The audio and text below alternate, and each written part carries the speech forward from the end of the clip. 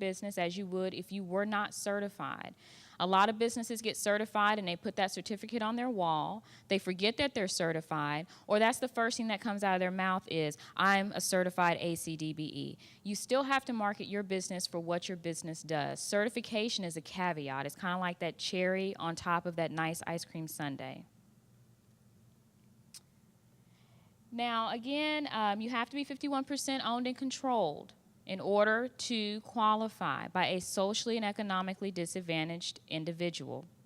You have to be a U.S. citizen or a lawfully permitted permanent resident. And you have to be a small business. And there are a list of size standards that your business can qualify for, and as long as you don't exceed that, you are still put into the program. Now, in addition to the DBE's regular size standards for the businesses, there's a personal net worth size standard of $750,000. And I'm going to get into that in just a moment.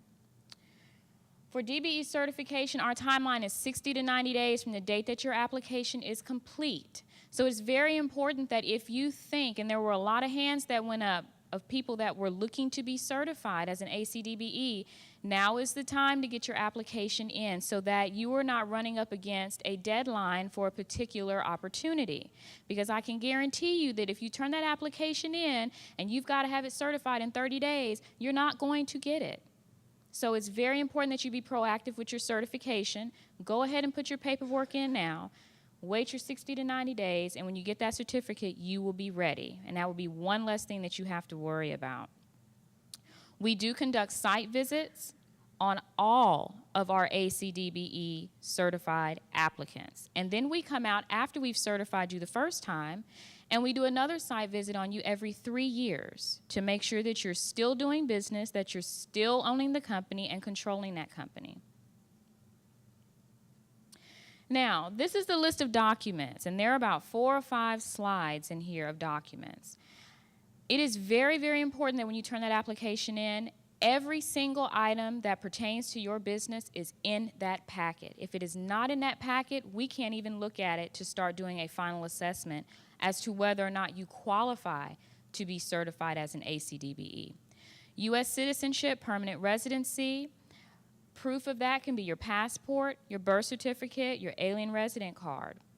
Proof of ethnicity and race, your driver's license, tribal card. You'll need to enlarge and lighten those copies. We also will need your tax returns. Very, very important.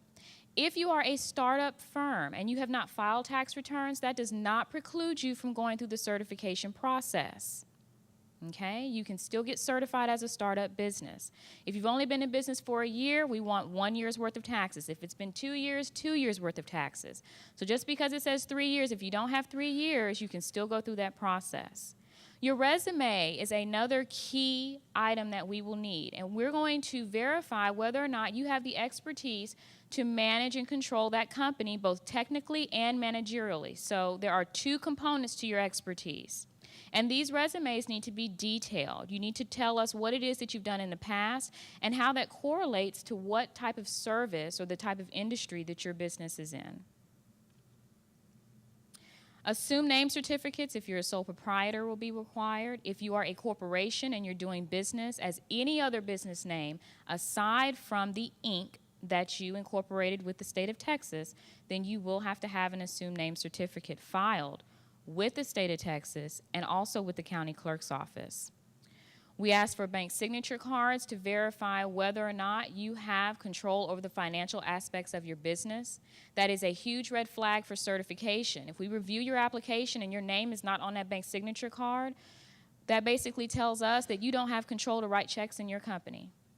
And that's a problem. So make sure if your name is not on your bank signature card, that tomorrow you go to the bank and you change that before you turn in your application. Now, capital investment is another key area. There are 4 basic ways that you can prove up your capital investment. That's going to be through a monetary contribution, through equipment, expertise, or real estate. You will have to prove up one of those 4 or 2 of the 4, however many you list on that application. So if you state that you put $100,000 into your company, you will have to show proof of that $100,000. Now, equipment can be proven up through lease agreements, proof of purchase for that equipment, loan agreements, and titles if you own that equipment outright for example, trucks. Real estate contributions, we will need an office lease agreement. If you own the property for which your business is being located, then you will have to provide a property tax statement to show ownership. If you are a home-based business, then you would have just simply written on the front of your application that you're a home-based business. And when we come to do the site visit, we'll come knocking on your front door. Now, if you are required to have a license or a state permit, you will have to also provide a copy of that with your application. And then your business references. Please be sure to let your references know that you're listing them on your application, because we will call them. Several times we'll call businesses and the references don't know the business, they've never heard of the owner, they've never done business with that particular applicant, and that does not look very good for your certification process. So let them know that you've listed them, and let them know who will be calling them so that they're not caught off guard. And we're not looking for credit references. We're looking for people or companies that you have done business for to validate that you actually do what it is you said that you do on that application.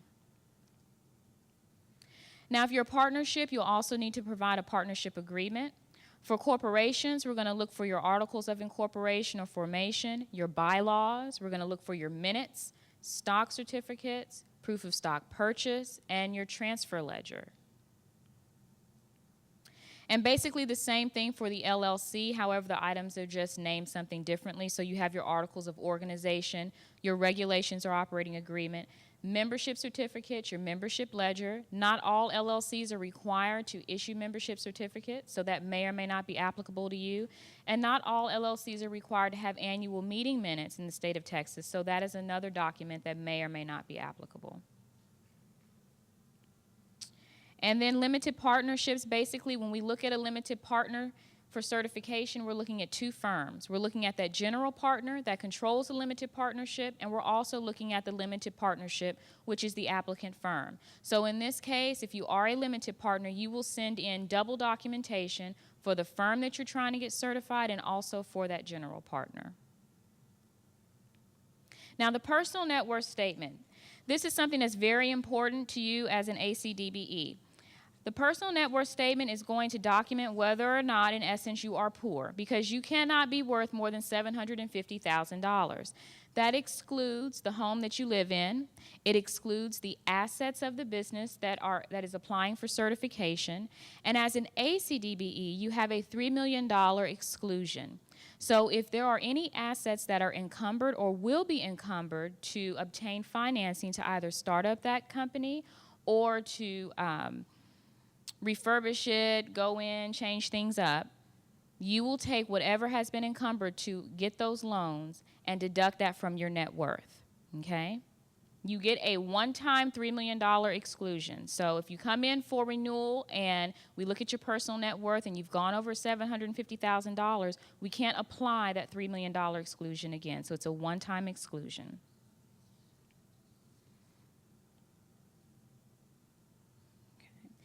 Now, two additional documents that you'll have to send in for an ACDBE is going to be a concessionaire contract or other contracts for the firm in which you've done business. And you also need to give us a statement of work that is going to detail the types of work that your concession prefers to operate or the types of contracts that you prefer to perform. Okay? This is so that we can validate exactly what type of concession company you were trying to establish and operate. Okay. And again, I'm so sorry that I had to breeze through really quickly, but I want to get you guys out on time. This is our contact information. We do provide monthly certification workshops where we walk through the entire process of certification, the documents that you have to send in, and that is on our website, which is www.nctrca.org. So you are welcome to attend those workshops. We're open from 8 to 5, Monday through Friday. Everything that we provide as far as counseling and education for certification is free. So please come and see us if you have any other questions. Thank you.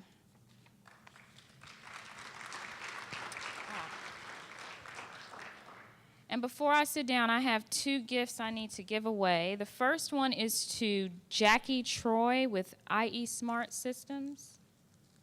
Jackie? Okay, I think she's gone. I don't see Jackie. The next one is for Linda Williams. I think Linda's gone too. Want to pull two more there? Okay. Where? Vanilla. Purple bag. Yes. I'll take them back there with me.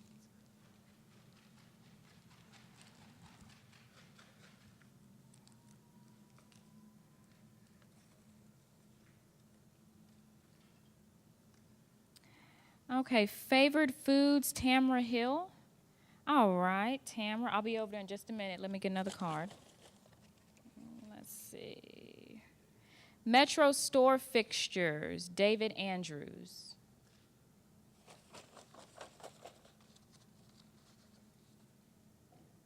Latrell's, Kenneth James. All right, okay.